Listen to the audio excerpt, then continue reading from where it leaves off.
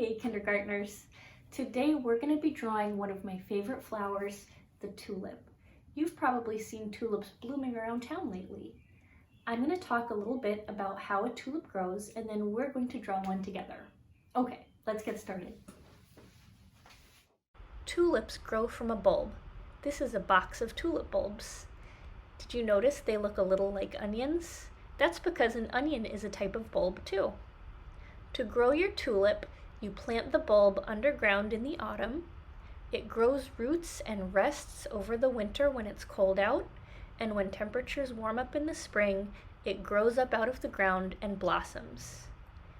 In the summer, the petals and the leaves fall, and they create nutrients so that new bulbs can form out of the old. Okay guys, the first thing we're going to do is draw a line to separate the ground from the sky, and we're going to do it a little higher up than we normally do because we need some room to show the bulb growing underground. So there's my line. Now we're going to plant the bulb, and the shape is round on the bottom, like a big letter U, and then the top comes to a little bit of a point.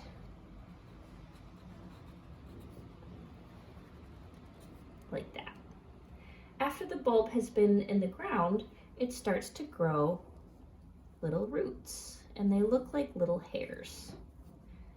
So I'm just drawing a bunch of little short lines. Some are straight, some are curvy. Here we go. Now I've got some good roots growing. Okay, now I'm going to draw the stem growing up out of the bulb and breaking out of the ground and reaching up for the sky. So I'm going to draw one tall straight line, and then I'm going to draw another tall straight line right next to it. And I've got a pretty good stem. Now for the flower itself, I'm going to draw another U shape, nice and big.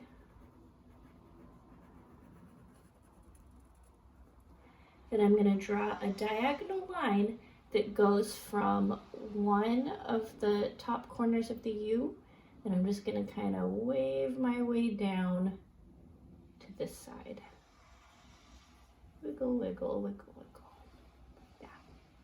And then I'm going to do the same thing starting on this side, but when I reach that wiggly line, I'm going to stop.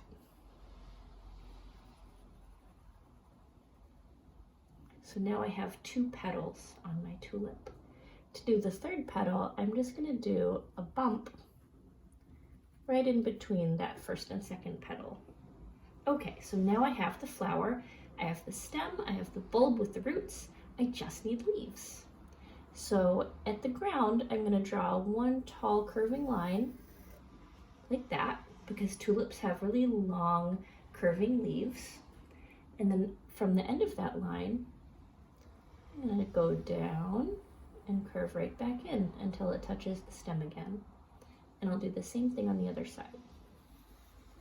Curve out, let it come to a point at the end, go right back in, and let it touch the stem.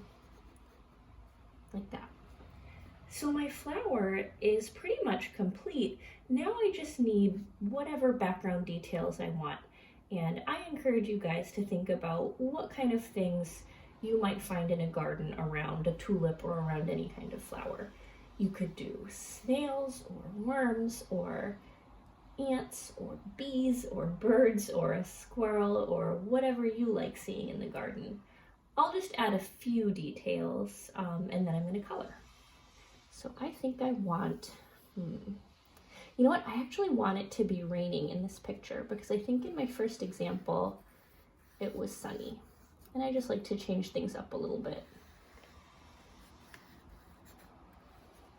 So I've got some rain clouds. Maybe I'll do one more big one with a flat bottom, and it's bumpy on top.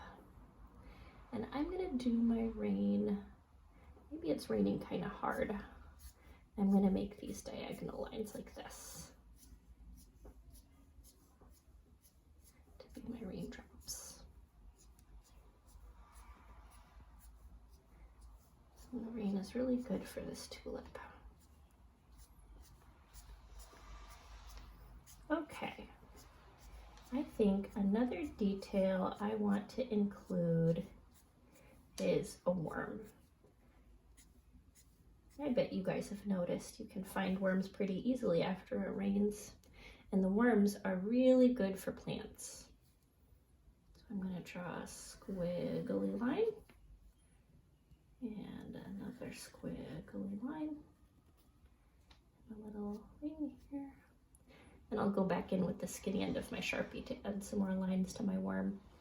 You know what? I'll give him a little friend.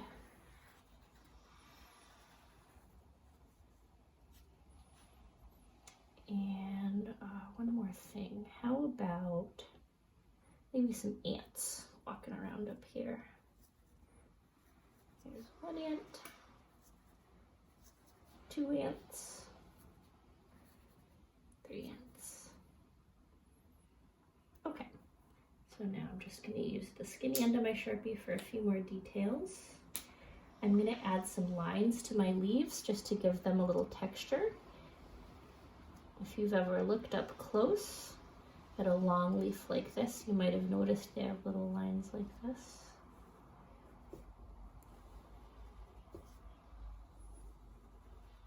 I'll add a few on the petals too. And I'll draw some lines on my worms.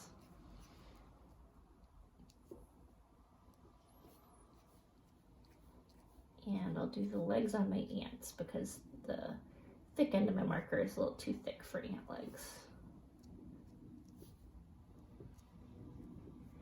Okay, so I'm ready to color this.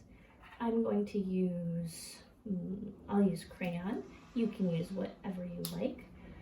I hope you guys had fun, and I will see you guys for your last lesson as a kindergartner next week.